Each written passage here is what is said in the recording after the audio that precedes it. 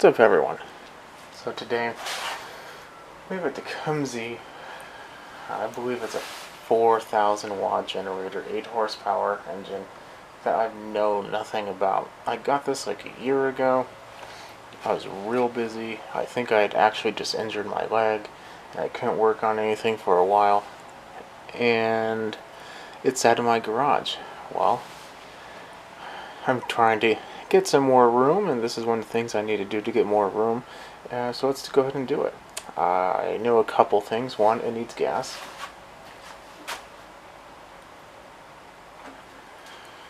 And like all the generators of today and yesterday and the day before, it needs a new set of feet. But we'll go about that once we figure everything out. I do remember it does have spark. There's an on-off switch, but it's like messed up, and I forget how, but it's just kind of messed up. Like a off is actually on and on is actually off. It's weird. But I figure I'm going to drop the bowl down, and if it doesn't look too bad, we'll just put some gas in it, check the oil, clean her up, work on the feet, and call it good. If I remember correctly, this has an adjustable jet. Let's see, this is deep enough. It is not deep enough. It says 7/16. It probably is. So this half inch is going to be too big. Anyway, if I remember correctly, I had get a cup just in case, but I had turned this on before I had put it away. So I know at one point I think it was running. The fuel line seems pretty decent.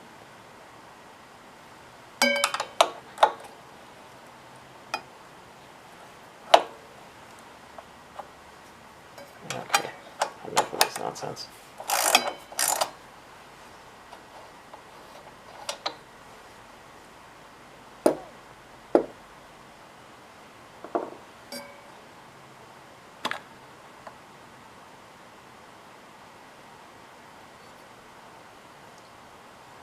I had a little bit of greenness.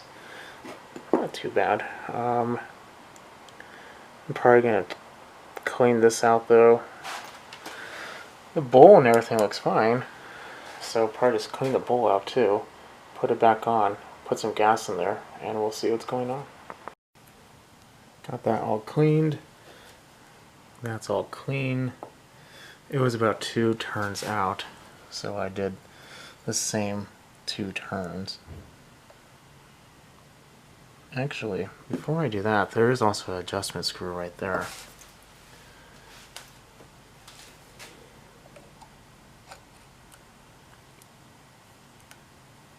It's about half, about 3/4 of a turn.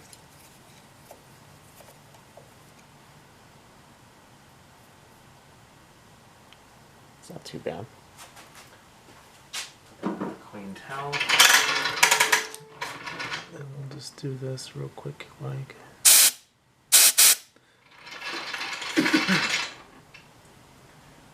I saw a fine mist come out of the bowl area, so that's good.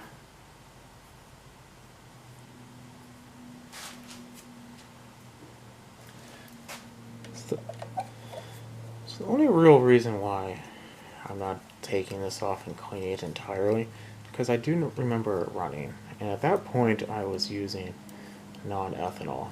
So I'm sure, let's do a little more. I'm sure it probably had non-ethanol fuel in there, and it just, I ran it out until it died. Because the amount of fuel that was in there was fairly minimal. It's starting to slowly come back to me. Oh no, I dropped a gasket. It's starting to slowly come back.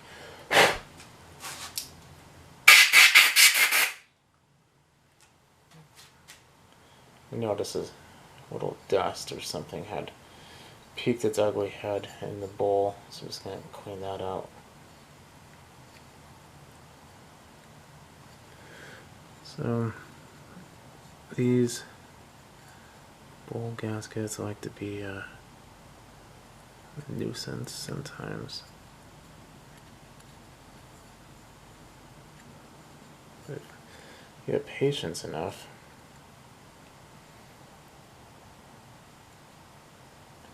and potentially I could just put it on the carb and then put the bowl over it, but that's potential of introducing a lot of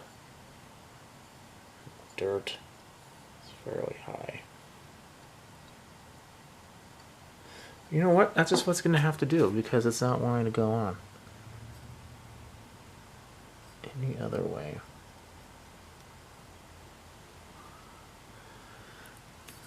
And also you have to make sure that it's on there correctly. You don't want it to be pinched.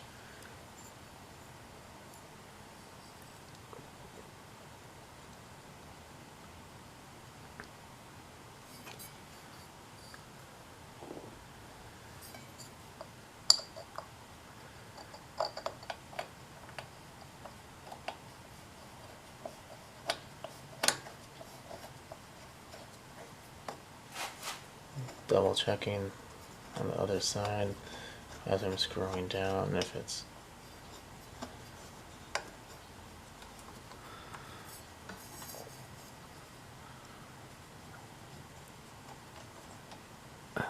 just not wanting to go in. What? What's wrong with this thing? Okay, now we got it. Let's make sure the gasket didn't fall out. Oh, okay, I think we're good.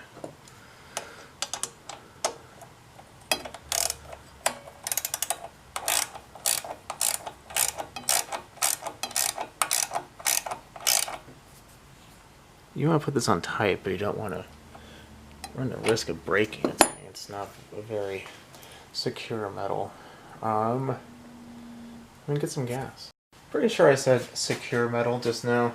Not a very strong metal.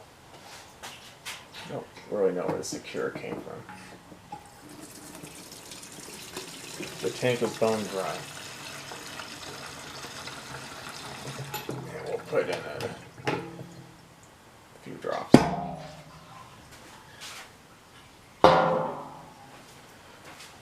Right now, what we're going to want to look for is any drippy drips.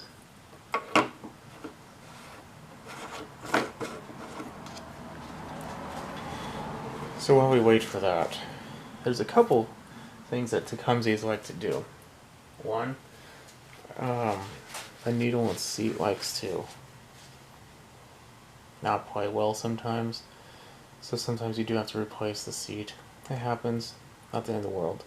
But also, well, I guess it happens to all of them, potentially could, but it seems like the bowls pit out and they have these tiny little pinholes in them, and then you'll be trying to figure out why it's leaking. You put a new seat in, you put a new needle in, you put a new kit in, everything still leaking. You don't know why. Look at the bowl put underneath the light. Right now we look pretty dry. I think we're okay to give her a test. No time like the present. Choke is on. The switch, what I think is on, is on.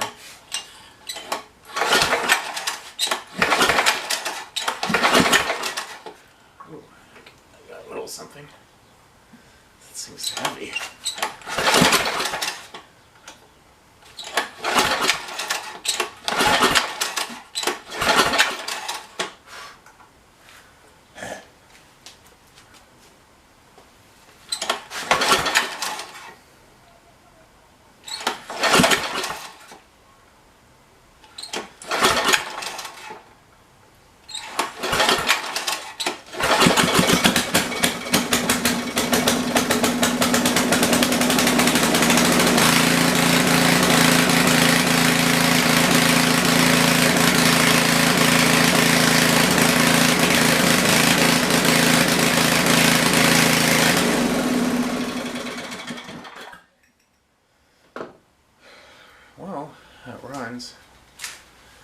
can't really say runs very well.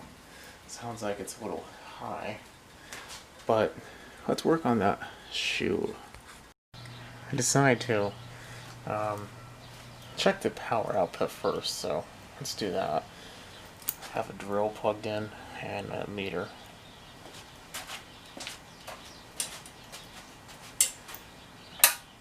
On, choke.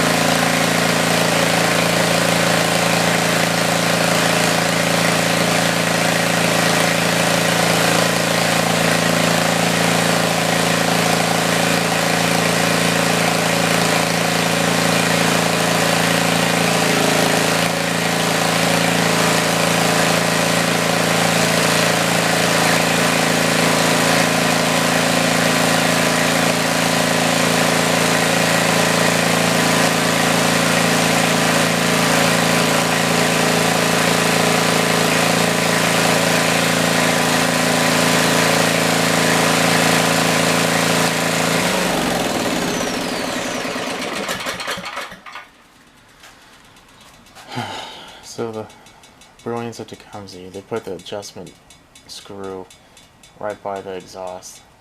And faceful exhaust isn't too healthy, so I'm going to tighten it up and bring it back. So I tighten it up a little bit. I'm hoping it's going to be like 123, 124, at least 61, 61 and a half hertz. And then, of course, it was a small load on there, so could be a little low on that, but I don't think so. That drill's like nothing. I have the socket there just in case we need to adjust it. Just hold my breath and close my eyes. Let's try it again. If you hear a fan, it's because there's a fan pushing out the exhaust smoke.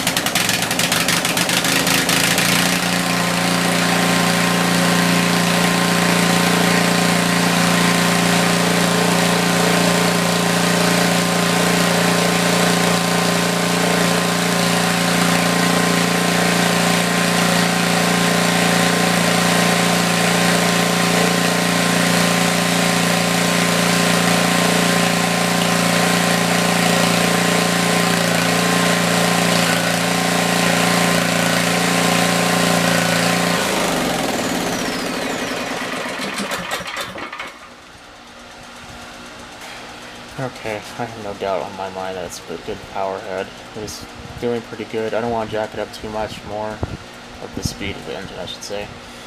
Just it's already loud enough and it's making adequate power, so I'm not too worried about it.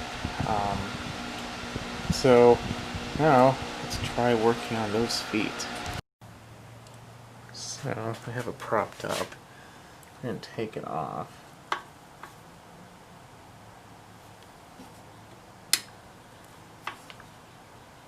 There we go.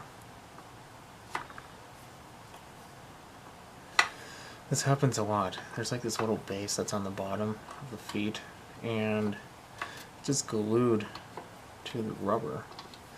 The glue falls off. So, or breaks. I guess it doesn't necessarily just fall off.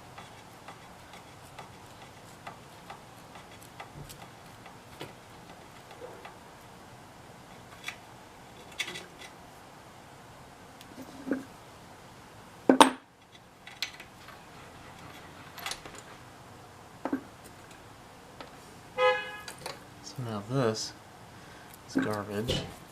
That we have to take off from the bottom. That's probably just another 1/2 inch bolt.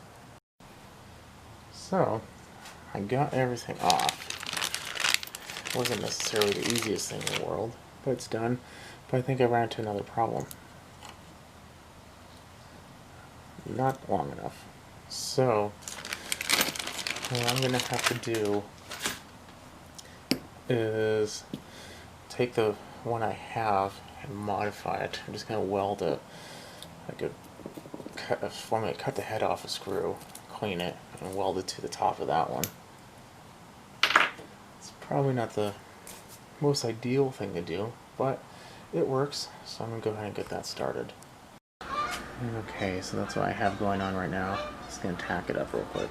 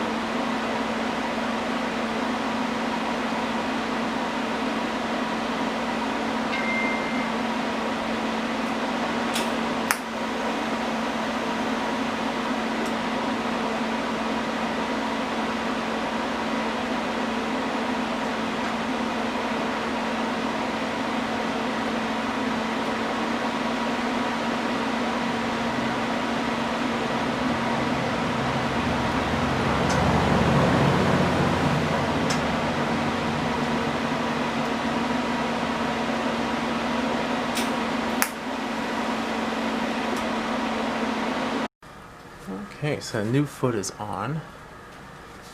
Get some hardware going on here.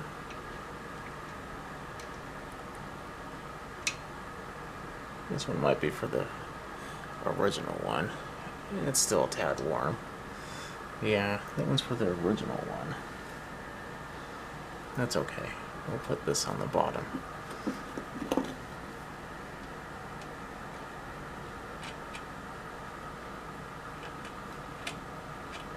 I couldn't find exactly the same thread pattern as the